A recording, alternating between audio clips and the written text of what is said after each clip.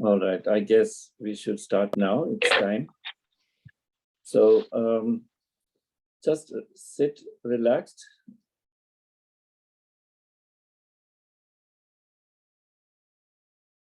And just watch your breath, feel relaxed.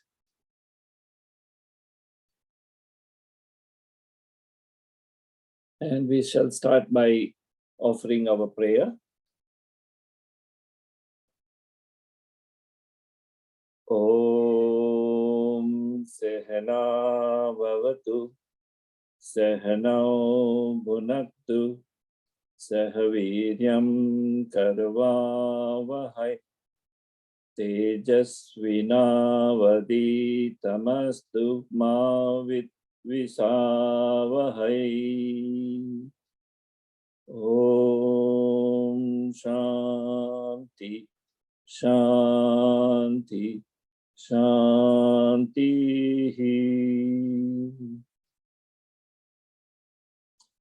May God protect both teacher and student. May He nourish us together. May we work together with great energy. May our studies be enlightening. May there be no hate among us.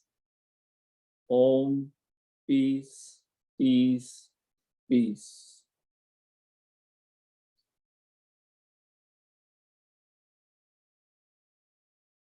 So with that, let us open our today's session.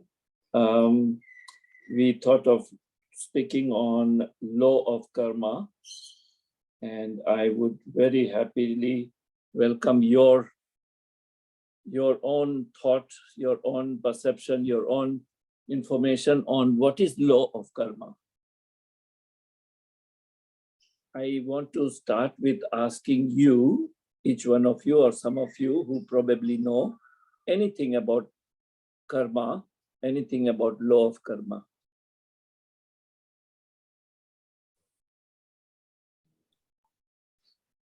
Yes, please. Acharya ji, law of karma is what we have learned is that whatever we do and what are our surroundings, all is our depending, and they are so intermingled in such a way that things go like this. So in other words, you recognize there is something called karma, and there is something called the governance of karma, which is we call law of karma. Is that right? Yes. Okay. So in that case, let's define what is karma.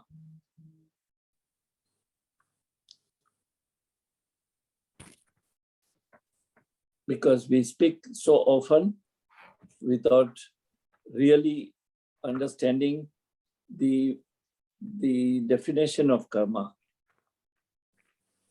Is karma all actions that we take, all actions those that we perform?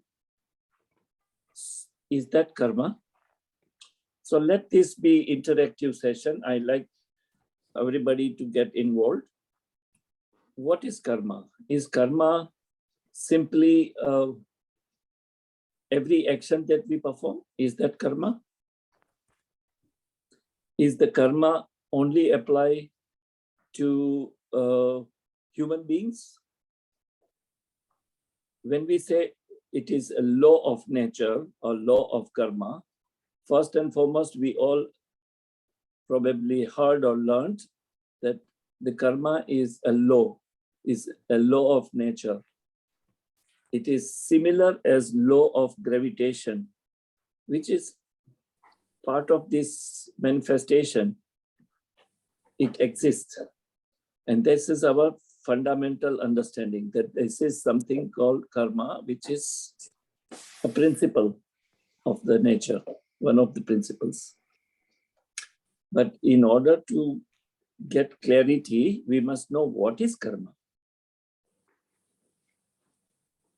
So the first we must know that from the time we are born until the last breath, until we leave the body, there is not a moment which do not involve karma. Everything is karma because there is activity. To the extent of our breathing itself is a karma. Karma is activity, is the whether you are aware of it or not aware of it, whether it happens with intention or without intention, there is action, there is the karma that goes on. But when we speak of law of karma, when we talk about the principle of karma, it means that the karma which are done with the intention of fulfilling desires.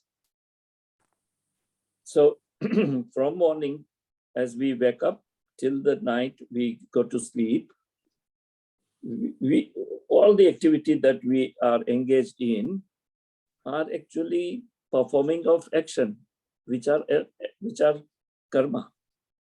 But some of them, for instance, your breathing, or your eating your food, or drinking water, or sitting for prayer, or doing yoga, are actions, and therefore they are karma.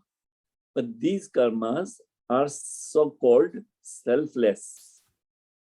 It does not harm anyone other than for your own self. It is done, performed for your own nourishment, or for your physical and mental, emotional nourishment, which means these karmas are not creating any reward or punishment or any consequences which would be of any harm to you or to anybody.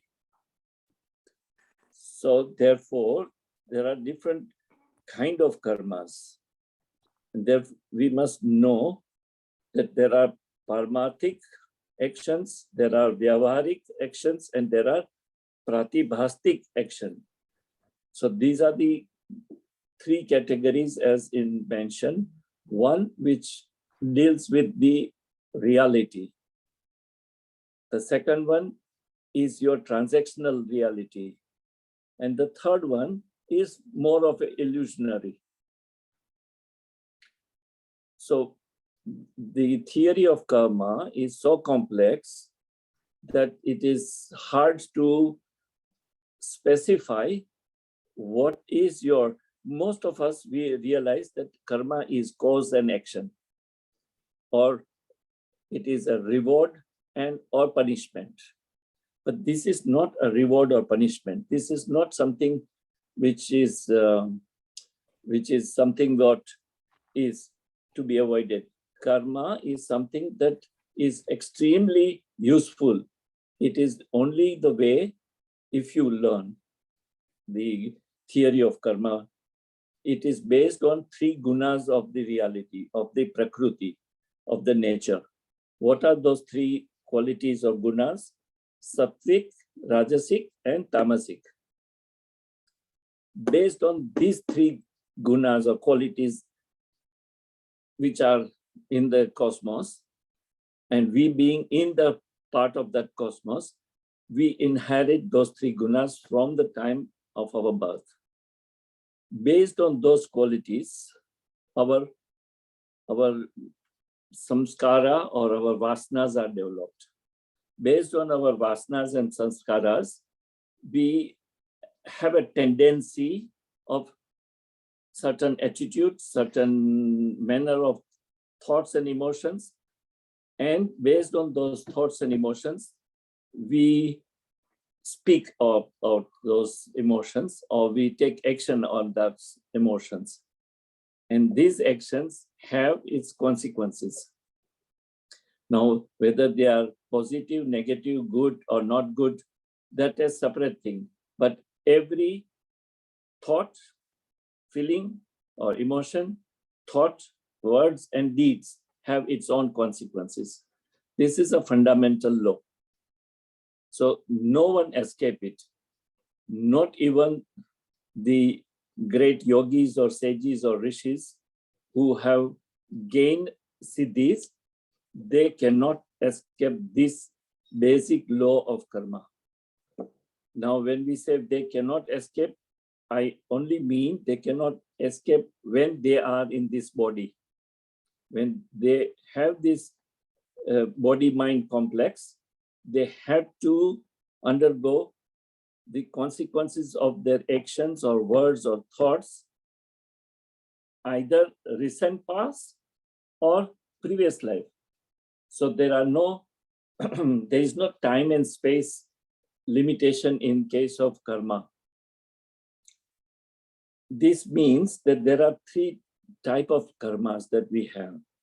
One, what is known as prarabdha karma. Next is sanchita karma. And third is agami karma. Now, when we, whatever actions that we perform. Third क्या है? Third? पहला है संचिता Karma. Sanchita karma is sum total of all karmas of all our life. It could be hundreds and thousands and millions of lives that we have lived before. All actions, all karmic account that we created is known as a sanchita karma. Dusra jo hai, second one is known as a prarabdha karma. The prarabdha karma is attached to us when we take a birth. It is those karmas that we are in a position to dissolve during our lifetime. That is prarabdha. And while we are living in this particular lifetime, we continuously go on creating new karma, which is agami karma, which means the karma actions that we are taking now has its consequences in time to come, whether it's immediate future or in next few lives. So broadly speaking, these are the three categories of karmas. Sanchita karma, which is sum total of all. Prarabdha karma, which is to be dissolved within this lifetime. And agami karma, which we create during this lifetime. Now, as I said, all these karmas are performed, are taken based on our gunas.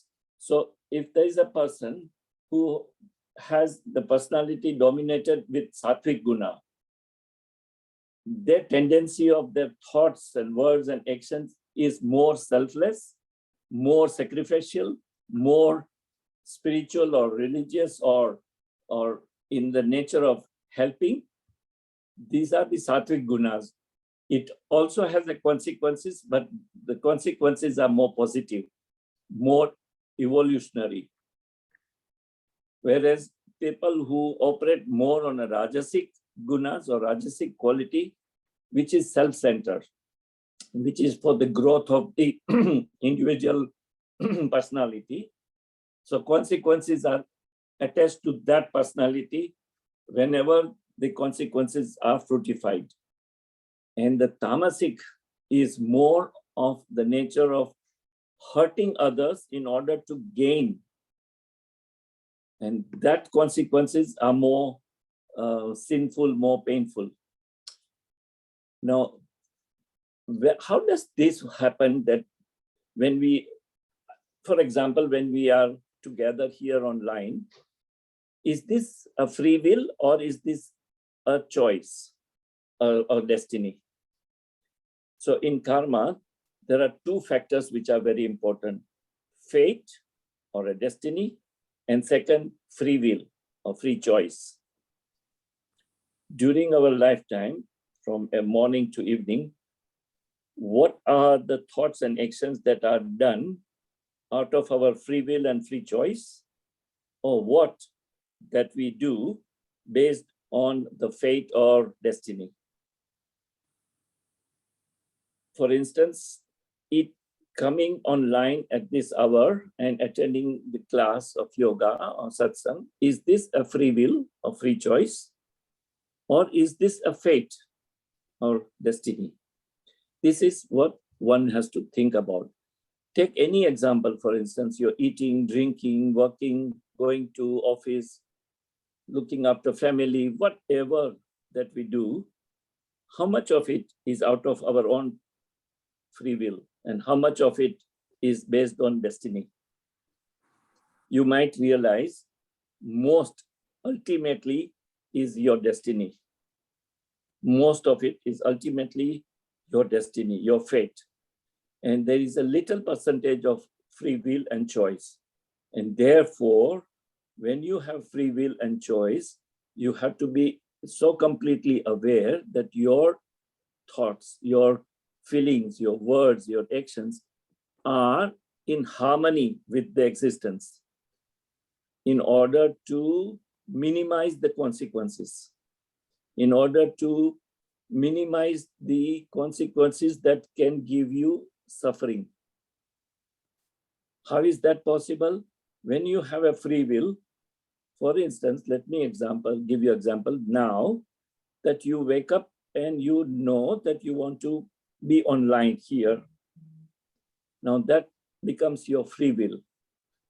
And if you think it is a free will, you have to be very sure that by doing what you are doing, you are not harming anyone in the family or surrounding you in order to turning on light or speaking online or creating a space for yourself.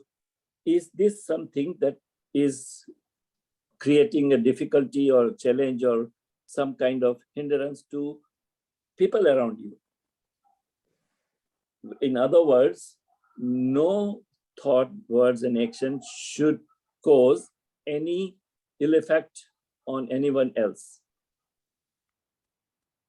If that is the intention, and then you do what you want to do, it is your free will with the minimum consequences.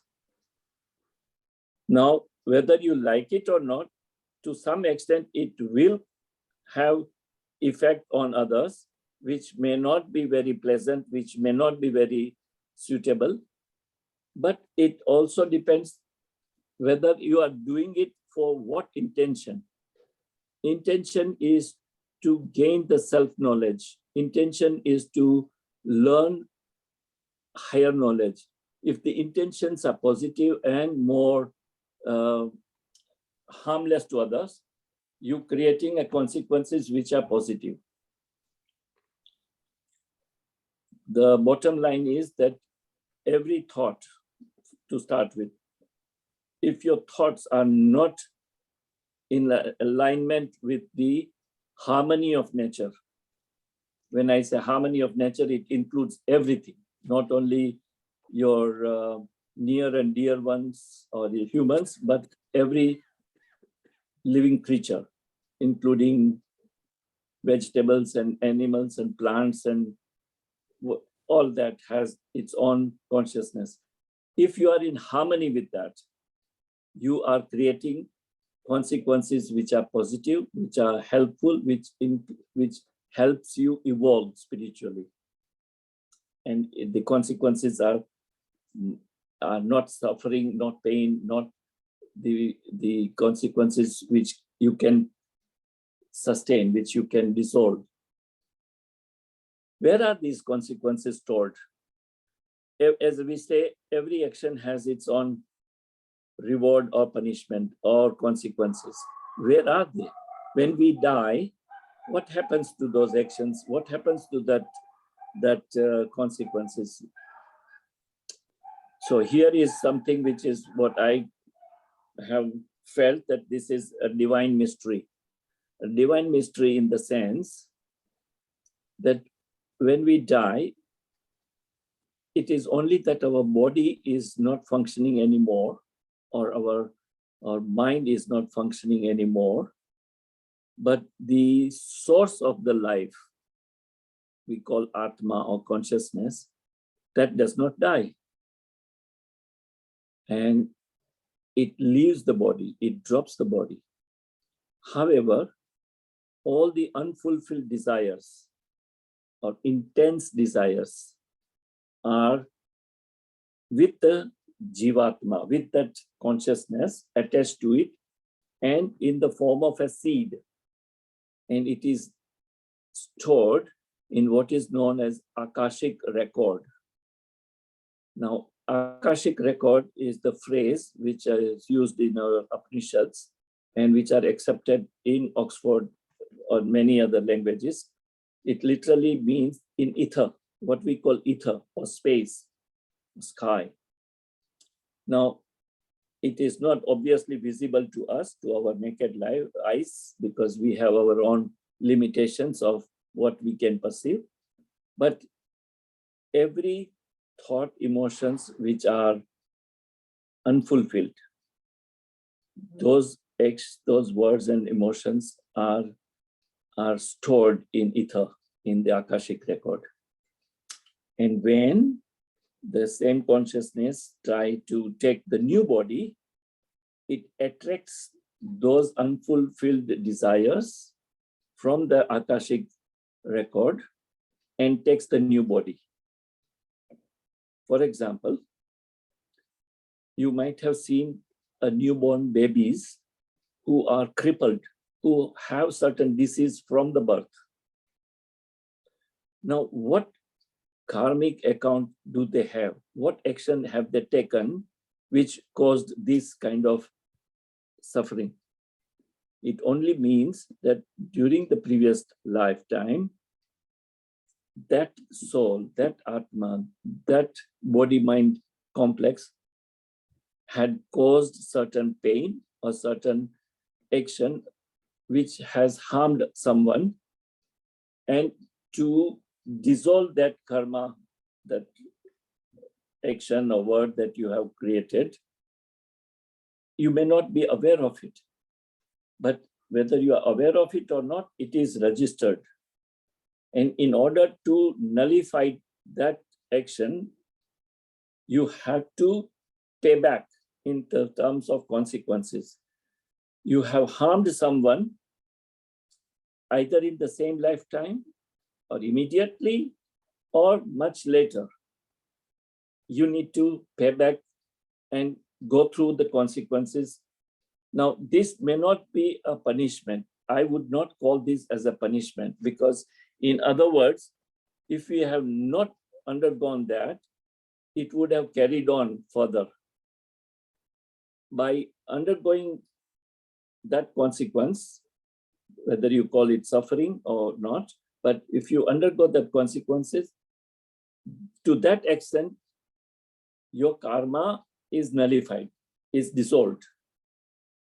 You are done with that karma, what you created.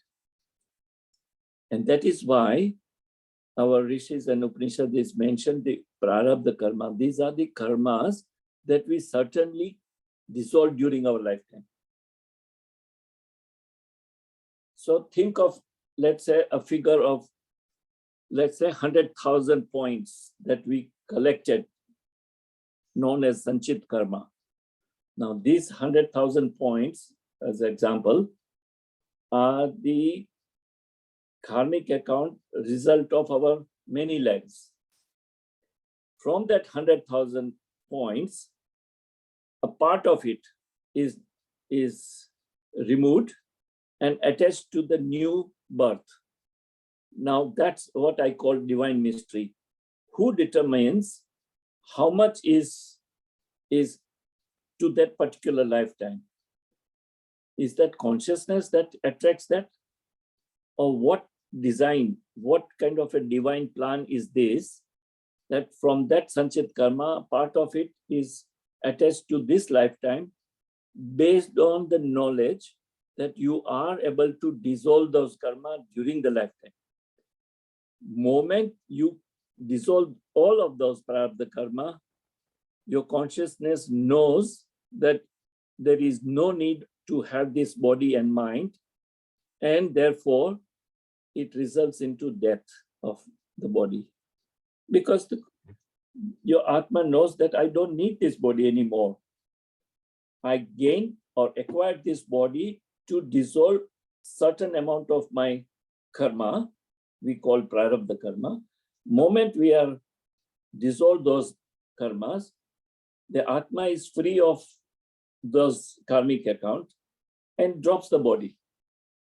However, it comes back, what we call a rebirth, to pick few more karma from the all of Sanchit karma.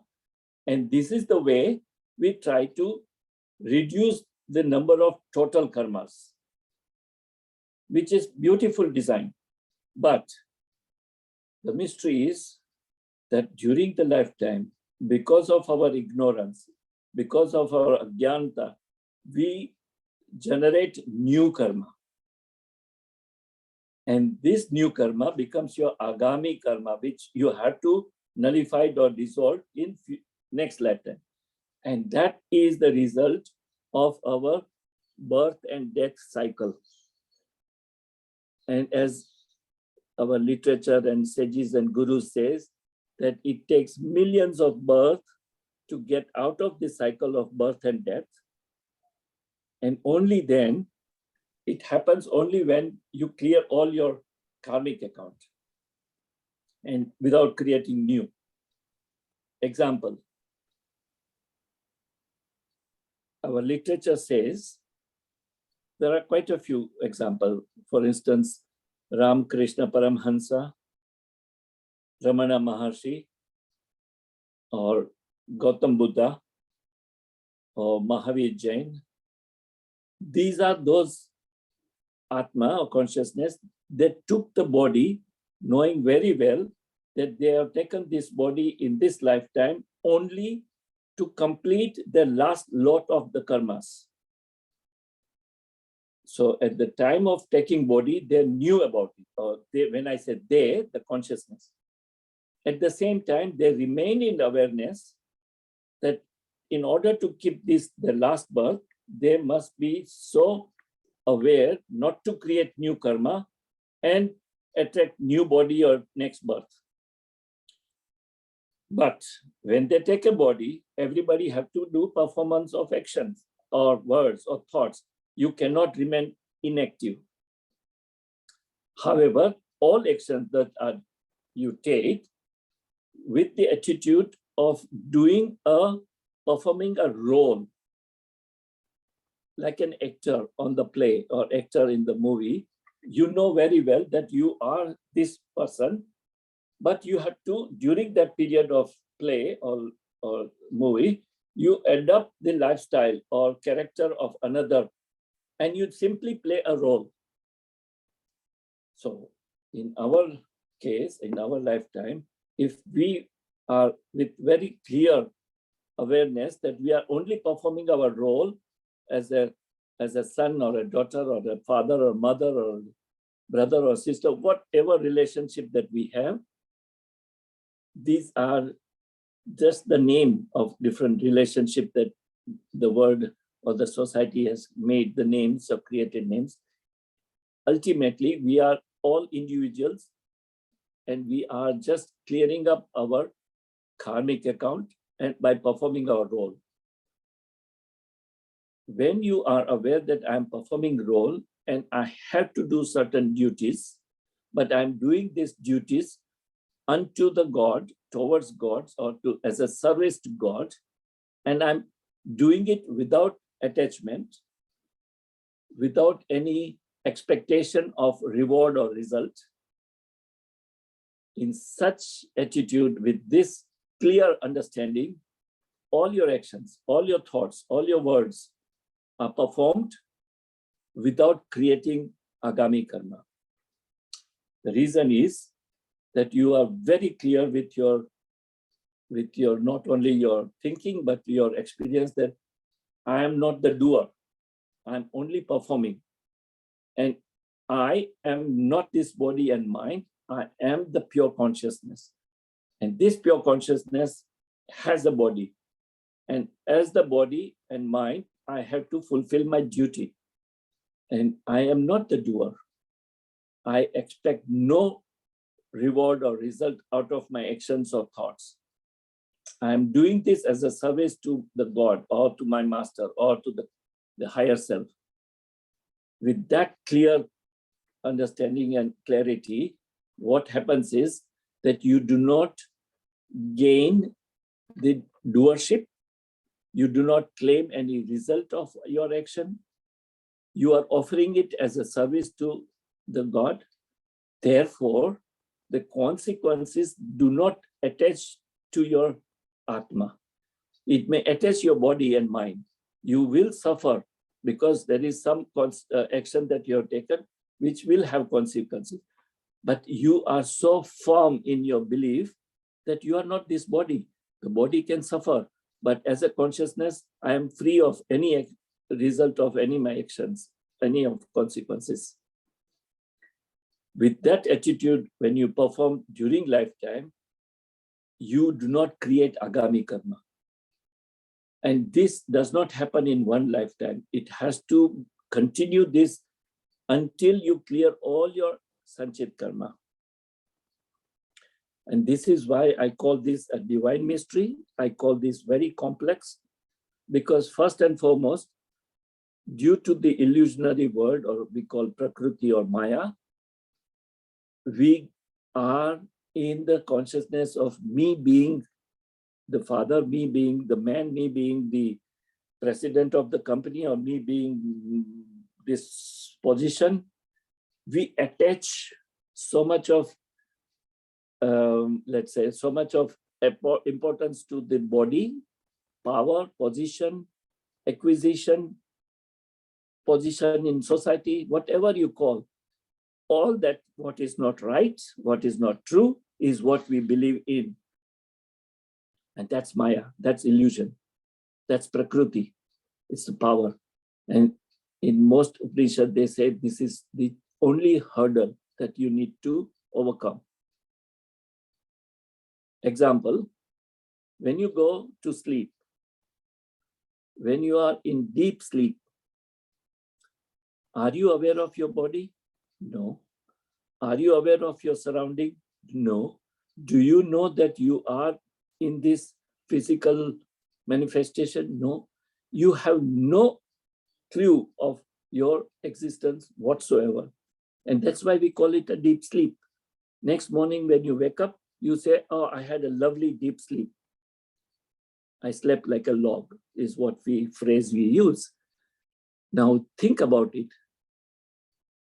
You were not aware of anything during that time, but yet when you wake up, you say, I slept. Now, who is that I? Who witnessed, who experienced, or what experienced that quality of deep sleep? That part is consciousness, which is free of all the attachments and bindings and result of your actions. When you remain firmly abide in that understanding and do your performance, your duties, you do not attract any consequences or any result. Result will come, but it will be only for your body. There was, I was reading in one of these, my book that I studied, that there was in Swami Vivekananda, and there were other Swamis, they were traveling, and at some point in, I don't know, some kind of pilgrimage in mountain regions, and at night in winter, they were sitting and talking about the philosophy of Vedanta. And they said, if we are that supreme consciousness and body and mind is just the acquisition, and the karmic account attached to only body and mind and not to consciousness. Now, here is the fire.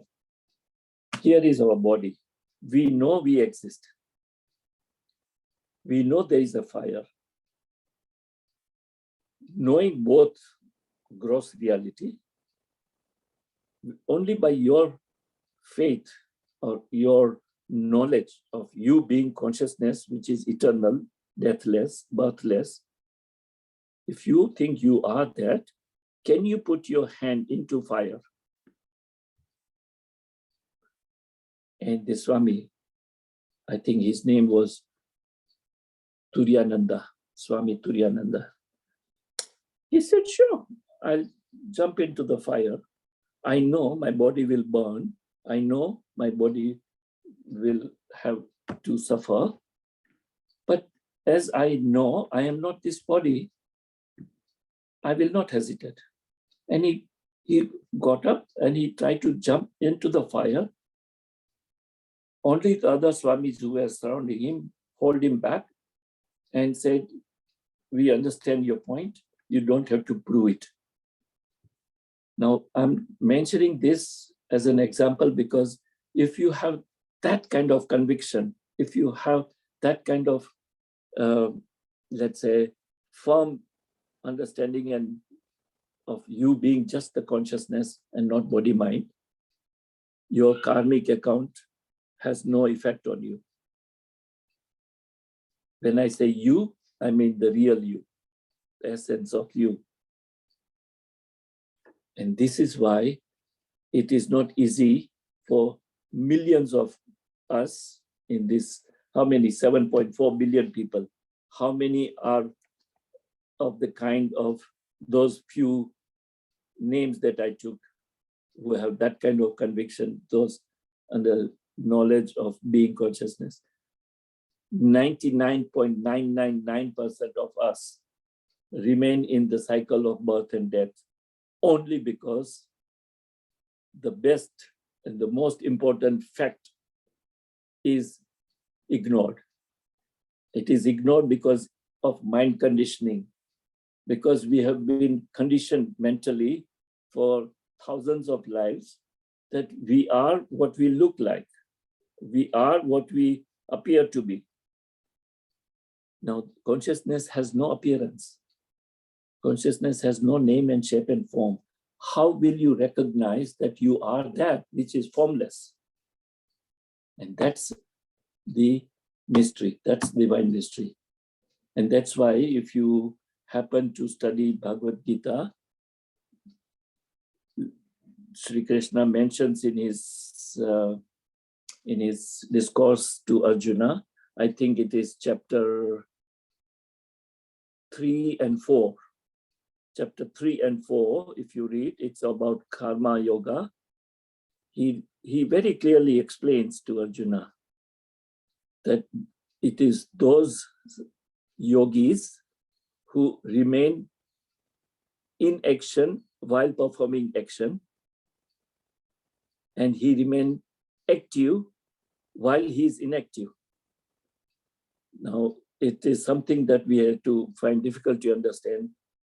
It is those sages and rishis that we think are sitting doing nothing in some kind of caves or some isolation. So physically they are completely inactive. However, they remain most active because they have gained that ability to remain inactive. So at the same time, people like, let's say, same name I would say because I follow them, Ramana Maharshi or Ramakrishna Paramahansa, they did not isolated themselves. They remain in the society, but they were completely unattached. They had no worldly desires. They had no attachment to any gaining any position or any let's say rewards. They remain unattached, which means they were active, performing their duties, but in their soul, in their mind, in their heart, they remain inactive. So in Upanishad, there is a nice phrase that is called akarta. So first one is karta, the one who is full of action, karta. Then second category is akarta. And third category is vikarta. So karta is those who are performing activities without knowing what they are doing, knowing fully well in the right sense. And they are based on their, as we spoke about gunas, they're based on their dominance of rajasic guna. Then there are these akarta. Akarta are those who choose to remain inactive, which means out of knowledge, out of their own gained knowledge of higher self, they remain akarta, inactive, which means they choose to remain inactive in order to refrain from worldly attachment and gaining more desires, feeling more, expecting more rewards and results out of their actions. So they remain unattached, unactive. The third category is vikarta. Vikarta are those who fully knows that these are the actions that are forbidden by let's say different religious literature or your master or guru, or we call the adharmic action, which are not in accordance with the dharma, are those actions, knowing fully well, they yet commit those actions, and these are vikarta. These are the people who perform based on the tamasic guna. So for us, trying to conclude because it can go on, for us at our level, we need to have the knowledge of what actions are, what are the karmas. Very simple, if you read, I love that. When you read that chapter 3 and 4, it very clearly says, go on performing all actions that you have to, since you've taken the body, go on performing all actions, but remain unattached. Do not expect a result of your action. Be neutral. Whatever is the result, accept it. Accept it because you deserved it. Your actions deserve that result. Accept it with the attitude that you are performing a seva, service to your higher self, to the God. And you are not claiming the doership. When you have this attitude while living a life, you minimize the consequences. You minimize the consequences that could be suffering, that could be painful, that could be, one of the book again I read, very simple definition. Those actions which are in accordance to dharma result into punya, and punya results into sukha or pleasure or happiness. Those actions which are not in accordance with dharma result into papa, which means results into dukkha, suffering. Simple definition. Now, what is dharma and what is adharma is something else, is another subject. What is dharma for me may not be dharmic for you. So we have three: the absolute reality, and we talk only about absolute reality when we talk of dharma, and it cannot be different from one to other. The absolute truth or absolute reality is one. And so when you remain in awareness with that and offer all your actions, all your thoughts, all your speaking, as if you are serving, as if you are doing as a service to your higher self, to the God, without claiming any doership. In other words, remain selfless. Do whatever you have to do. You don't have to become a sage or saint and renounce the world. You be in the world, do whatever you have to do, but with the knowledge and the attitude of not claiming the doership. Simple. It does not mean that you are free from your karmic account. You still have karmic account, but you are trying to reduce the burden of that karmic account. That's all you are doing. We still have to go through the prarabdha karma.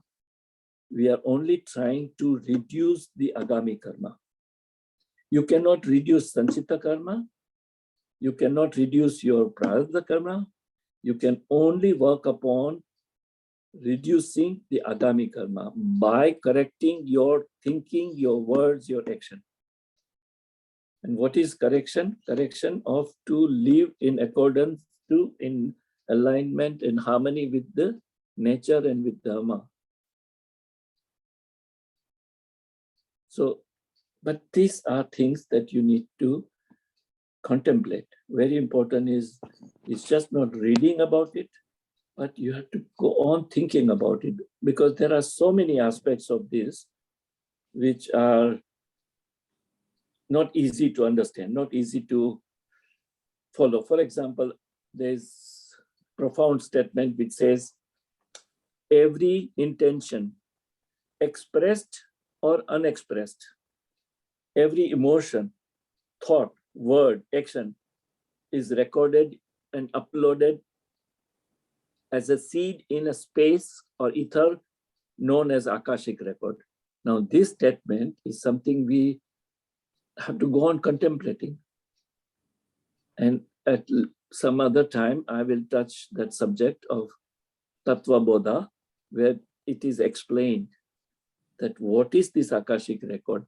What is this mind-body complex? What is this BMI or body-mind intelligent complex? What happens after death? Where are our vasanas and our desires are stored?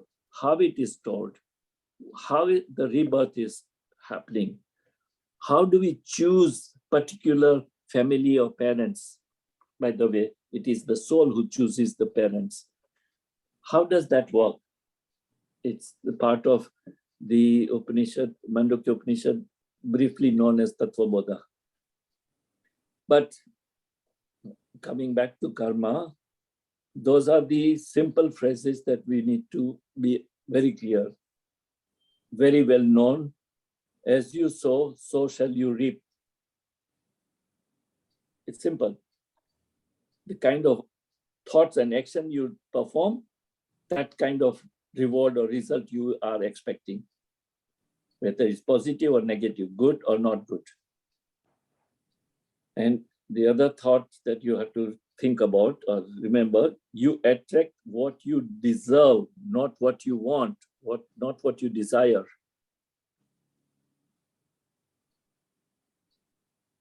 The intention of thoughts, emotion, feelings, words, actions, and reactions cause the nature of karma. For example, I'm speaking to you. What is your reaction? Even if it is unexpressed, you may not have spoken your reaction or your response of what you are hearing, but there is something called thought or emotion. Even unexpressed thought and emotions has its own, let's say, consequences. Now, there is possibility someone will say, I don't believe in all these things. It cannot be proved, therefore I don't agree. Okay, fair enough. That's your choice. It's a free will. It's a free choice to think that way based on your Rajasic or Tamasic guna. But you do not escape the consequence of that. But when you are open and you say, yes, I think it makes sense and I need to pursue it, I need to gain more knowledge on this, do more contemplation. I'm not buying what you say, but I want to go on studying this subject and be aware of what is the reality and experience that reality, get that wisdom. That's the another attitude, which will have consequences, which is more positive.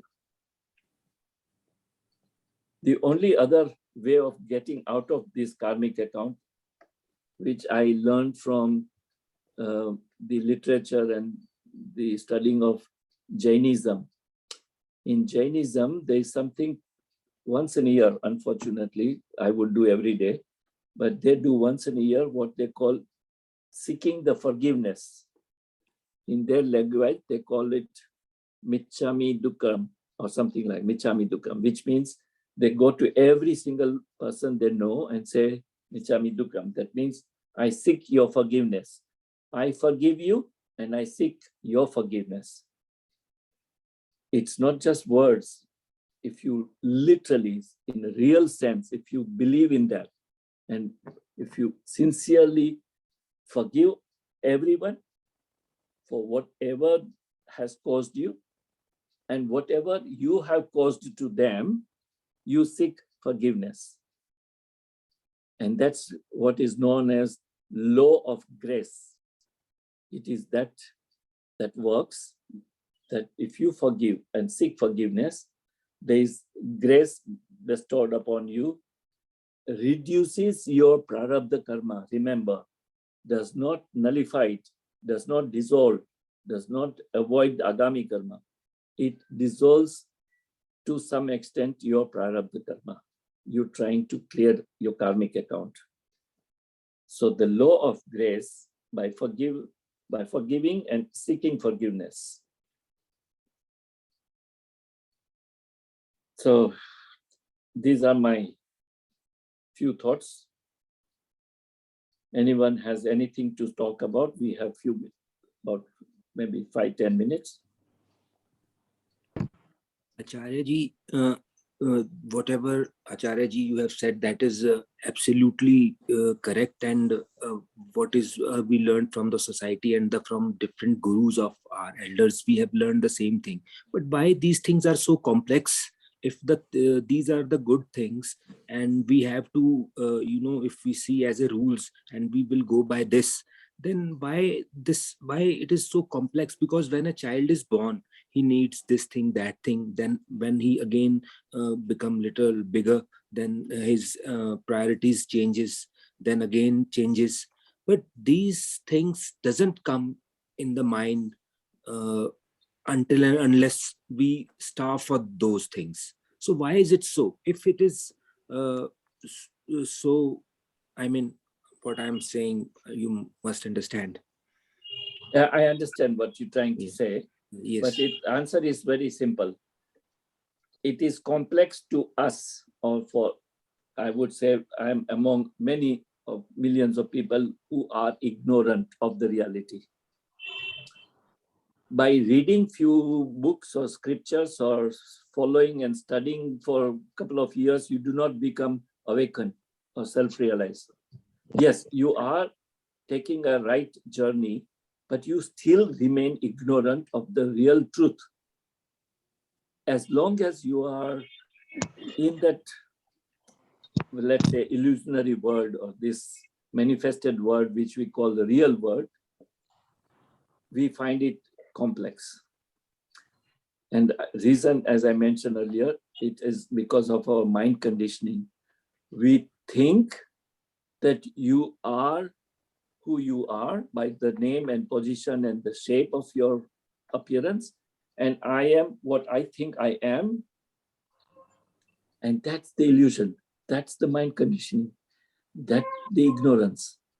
When we gain the self-knowledge, when we realize that we are consciousness and so is everything else around me, we have the same consciousness in us, and we are in that consciousness, and therefore there are no others. Therefore, there is nothing other than me existing. Me, when I say capital Me, consciousness, all that appears is self-imposed. It is imposed upon that consciousness. It is imposed upon the higher self. It is merely an appearance. And this you can, let's say,